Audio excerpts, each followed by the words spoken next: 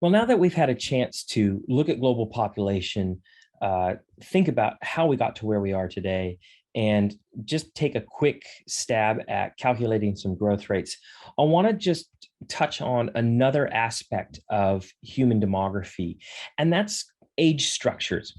And so we've had the chance to look at global population in sort of a spatial context. And we've touched a little bit, but indirectly, on human population growth in a temporal or a time-based context. And now I really want to talk about digging into the temporal aspects of population growth and of age structures, because it's interesting in that different uh, different populations have different age structures. And that means they have a different proportion of old people to middle-aged people to young people. And that's really what we're looking at, is we're looking at the age structure of a population and how the different age people are distributed across that population. And the reason that's important is because it has impacts not only on what people buy and what people consume and the impact they have on the environment, but it has an impact on what's going to happen in the future. For instance, if we look at this population age structure on the left-hand side, and I'll just back up a minute. On the y-axis is the age of those people, okay? And on the x-axis, on the left-hand side is the number of men in that age group, and on the right-hand side is the number of women in that age group. And what we find here is that you find in populations that are rapidly increasing, they have really high birth rates. And so therefore you have a lot of young people, children, teenagers. And you can see that here where you've got lots of teenagers and very few old people. Okay, that's pretty cool. You've got lots of middle-aged people. What's important here as well is not just how many young people you have or how many old people you have, but how many people you have of childbearing age. And that's important because it's these people who can produce more young. And the more you have of childbearing age, the more young you can produce. If you don't have a lot of people of childbearing age, you might produce fewer young people. Okay, so what's also interesting is that different countries, depending on their stage of development, also have different population structures, age structures. And so in a population, in a country that has a relatively stable population, what you'll find is you have a relatively large number of older people. And this is really a reflection that people are living well, good health care. They're not have an extended lifespan.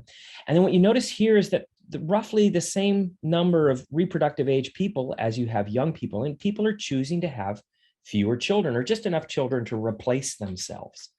And so you find this relatively straight, stable population structure. In a population that is decreasing or will soon be decreasing, you see this in Japan quite a bit, what you find is relatively lots of older people, a declining number of reproductive age people, and a declining number of young people. So people who have not yet reached puberty.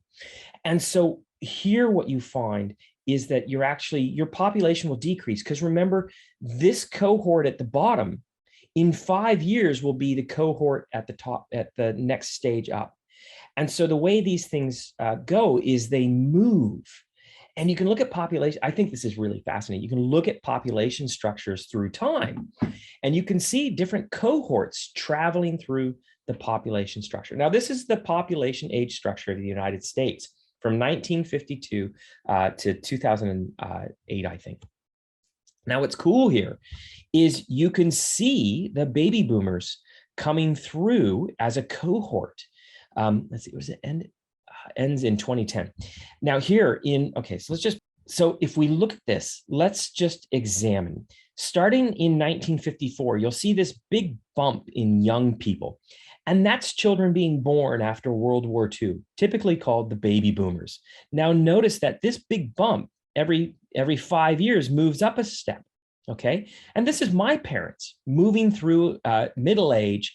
They had me down here in 1970s, and now I'm moving up through this age population structure as well.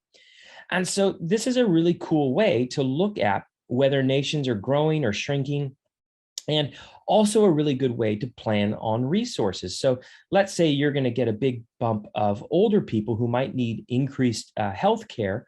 You can begin to plan 20 years out for this big bump to come through and need that extra health care. Environmentally wise, you can also look at the impact.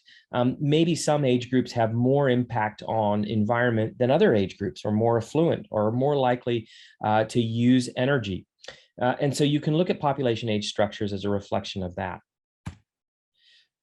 So it turns out as well that these rapidly increasing population, stable population, and decreasing population age structures also tend to line up with developing versus developed nations, where developing nations tend to have this very youth-heavy age structure. And that's generally a reflection of lower income, lower education, lower, especially with respect to women's education, and higher child mortality. Whereas in in more developed countries, you tend to have a stable population or even a decreasing population, where people choose to have fewer children. They have other activities in their life, and children just aren't a priority, and that's okay. It just ends up being that there are actually decreasing in population. Now, these tend to not include immigration or emigration. So these are an interesting way to look at human population.